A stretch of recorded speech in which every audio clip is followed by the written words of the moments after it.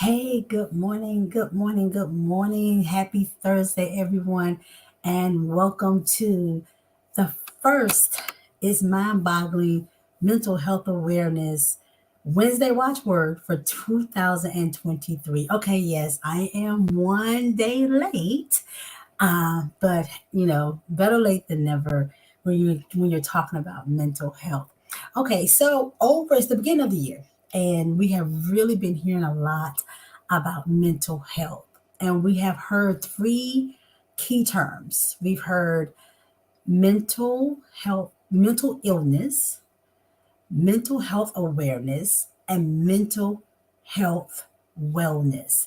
And sometimes we may get those three things confused, or we don't understand it, or we may have thought that it was all the same thing.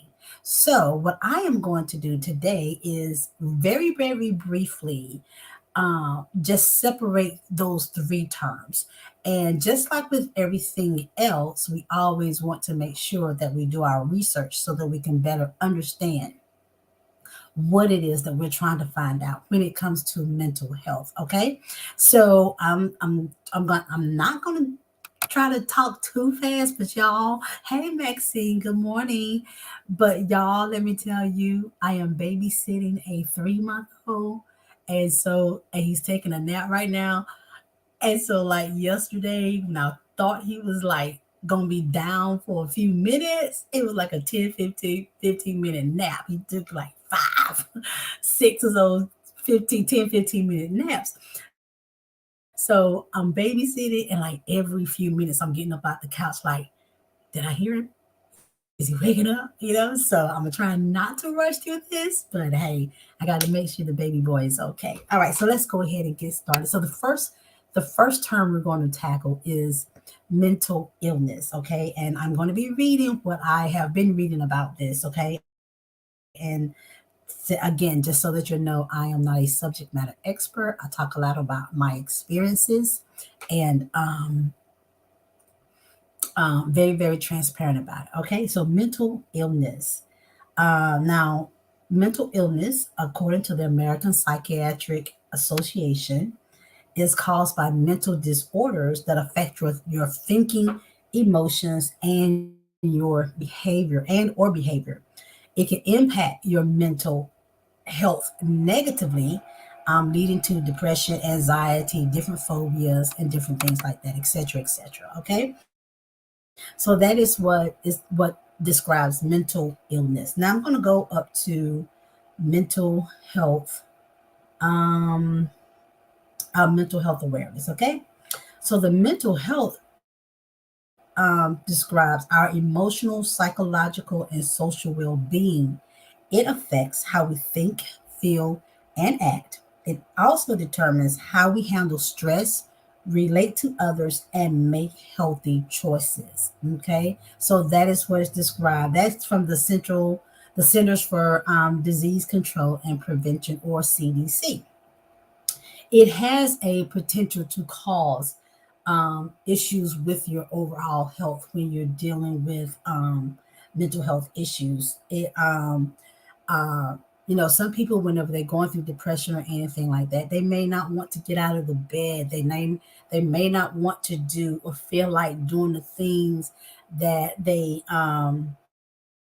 used to do. They may become isolated from your friends. You may become isolated from your family. You just don't have that energy. You just don't have that desire. You don't have that excitement about doing the things that you're used to doing. And you can also find that you reduce your everyday lifestyle. Some people use food as a cushion when they're dealing with things like depression and stuff like that. And at the same times, when you're dealing with mental health issues, it has other trickling down effects. It could cause you, especially if you're using food as a comfort, it could cause you for high blood pressure, obesity, and things like that. So we have to be very, very mindful and very, very, very careful when we recognize the fact that we do have some mental health issues, and how we relate to them or how we handle them, because it can cause other health issues, when if you do not deal with them over a manner of time. All right. So then the Global Wellness Institute defines mental wellness. And again, when I talk about things like this, I'm very transparent and I'm going to explain to you how I have become to understand the difference between these three things. So, the Global Wellness Institute defines mental wellness as an internal resource that helps us think, feel, connect, and function. It is an active process that helps us to build resilience, which is a great word. Put it in your dictionary, put it in your bank. Grow and flourish. Okay, so that is what we're talking about. Good morning, Miss Charlie. That is what is described as mental health wellness. When you use those resources better to help you through the process or get you to a better place when it comes to mental health issues and mental health illness. Okay, so just speaking from experience, before I was diagnosed with PTSD, I had not long transitioned from the military, and I found that transition to be very, very hard. In the beginning, I used to say things like, "Oh, these doggone civilians, they have no discipline, they have no structure," and it would drive me crazy. But then it was also times where I would be just depressed and just crying and not understand why I was crying. And then, there were times where, it was the chatter in my head. I was constantly thinking, my head all the time. It was very hard for me to sleep. I could not go to sleep. If I went to sleep, I didn't stay asleep. It was always the chatter, chatter, chatter. And I, you know, couldn't turn it off. Basically, I could not turn it off. And then there were certain instances, and I thank God for growth and getting a better understanding of what I was dealing with to get me to this point to what, but I would see certain people, and it immediately strike a fear in me. If I saw someone and they were completely covered head to toe, I would be very, very hesitant to either walk past that person. Um, or my first therapist, we were having a conversation and he was asking me questions that I didn't think they were appropriate, because my first thought was, okay, why are you asking me questions? Are you going to harm these children? Because of the things that he was asking me, I immediately went back to a place of being in the military and being around certain situations. Um, because when we were deployed, you could not even leave a book bag on the bus unattended, and no one knew who it belonged to. You're going to evacuate that whole bus. So coming out of the military, those are some of the things that I was dealing with. Again, just a constant, and I didn't know why. I didn't understand it. I had no clue as to why I was feeling the way that I was feeling, or thinking the way that I was thinking, or going through the things that I was going through. I didn't know, I didn't understand it, and I did not know how to deal with it. Okay. Until I finally went to my primary care doctor and I said, "Hey, I need to talk to somebody because I don't know what's going on." I have to explain it to that person. I don't understand why I'm having these thoughts, or I don't understand why I'm feeling the way that I'm feeling. So, she immediately hooked me up to with a psychiatrist, and just having those conversations with him, uh, he diagnosed me with PTSD. Okay. But it did not stop there. It did not stop. It didn't stop there. Then it came, you know, the suicide thoughts, the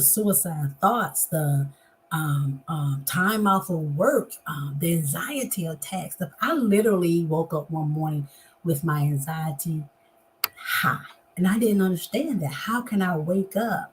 and my anxiety is that high. I just been sleeping through the night.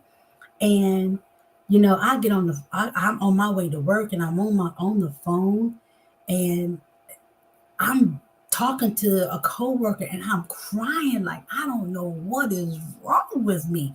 And this doesn't make sense. So I pull over, I pull off the road, and I stopped at this store that I always went to. I recognized the store, but I did not recognize where it was.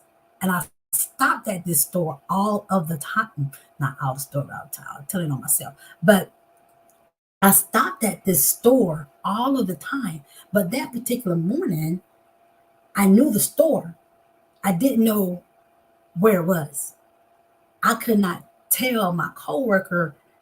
I did not know. I did not know where it was. So I sat in the car, we talked for a little bit, and then I started recognizing where I was, and I thought I was okay. I'm heading off to work, get on the highway, and I'm going back to work. Then all of a sudden it struck again, and I'm crying, I'm crying. I'm like, what the heck is going on? I probably didn't say that, but what the heck? And I'm crying, and I pull over because I knew I was close to the hospital. I knew I was close to the hospital, but when I pulled over, I didn't pull over at the hospital. I pulled over 2 buildings down, thinking I was at the hospital. And I thank God that the person that he sent outside was a nurse. And I said, "Can you help me?" And she said, "What is going on?" And she noticed immediately that I was high. I was having a panic attack. So anyway, long story short, I ended up staying overnight in the hospital, stress test, make sure I wasn't having a heart attack or anything like that. But going through those things and having those feelings, I was missing work. I was missing work. So once I started getting a better understanding of my mental health, then I was able to use what I was being given as tools to work on my mental wellness. So that's how I understand the difference between those three: mental illness, mental health awareness, and mental health wellness. Okay. So taking those things, those tools that you are given to use every single day in your everyday walk, along with whatever your prayer life is, okay? Because, baby, trust and believe. I depend on him to get me through, because if I have not heard him say, call the VA, I may not be here today, okay? So recognize his voice. But using the tools that I have learned every single day uh, to take care of my mental health wellness, or to ensure that my mental health is in a place of positivity, and allowing me to enjoy some of the things that I did not enjoy, a while back, or I was not involved with. Um, excuse me, has totally helped me become a better manager of my own mental wellness. Okay, so I say to you, as we say with any other time that we're talking about anything with mental health, is to educate yourself. Educate yourself, and if you feel as though you're having some issues, do not be afraid to reach out for help. There's your local, your city, and then there's the national numbers. Again, they've made it easy where you just dial 988, and they'll point you and get you to the right place. And I encourage you to do so. Recognize recognize that you're dealing with something that you cannot handle by yourself, or you don't have the tools to handle on your own, and reach out for that help. It is imperative that you do that. We have been losing so many people to suicide that, for some reason feel as though that there was no other option. And this is one of the reasons why I have this conversation. It doesn't matter if you're young or old. It is okay to seek help when you're dealing with your mental health. As a matter of fact, it is important. It is imperative. Your mental health, your self-care, as they say, is not selfish. It is necessary. Okay. I'm sorry, y'all. I have to call her back. So get that education, educate yourself. If you're dealing with someone, if you're having, if you know someone that says, I am not okay, don't say, ain't nothing wrong with you, you'll be okay, pray about it. Yeah, pray about it, but normalize the conversation. I understand what you're going through. I've been there to help. I've been there. I've been where you are. Let me tell you where how I got through or how I managed mine. Okay. So mental illness, mental health, and mental wellness. If you do not understand the difference between those three, again, this was just short. Go and educate yourself. Education is key. Education is key to dealing with your personal mental, to making sure that you're okay. All right. So I'm sorry I missed yesterday for 2023. Thank you guys for jumping on here. Thank you, Miss Charlie. So good to see you. Maxine, darling. So good to see you too. Thank you guys for jumping. Share this video. Share the YouTube channel. This is on YouTube. It should be. I shared it to YouTube. It's on Facebook. I hope you guys join me on the 21st. We're going to be having a conversation with a family nurse practitioner, and we're going to be having a conversation with a therapist that deals closely with postpartum depression, because we're going to talk about postpartum preeclampsia. That's a lot. That's a mouthful. So the 21st of January, 11 o'clock a.m. Central Standard Time. Please join me right here on YouTube and on Facebook and be part of that conversation. Thank you all so much. Hey, Miss Wanda. Thank you all so much for joining. Miss Charlie, that is such a good idea. Accountability partner. I have two other friends, and I always say this all the time. We all deal with mental health issues. We all on medication, but but hey, they are my accountability partners and I am theirs. Okay. So thank you guys for joining. I appreciate you. Now I'm going to take this real quick run into the bedroom to make sure this baby boy is still asleep. Thank you guys for joining me. Have a wonderful, wonderful, wonderful Thursday. And I look forward to seeing you guys on the 21st one. Have a good one. Bye.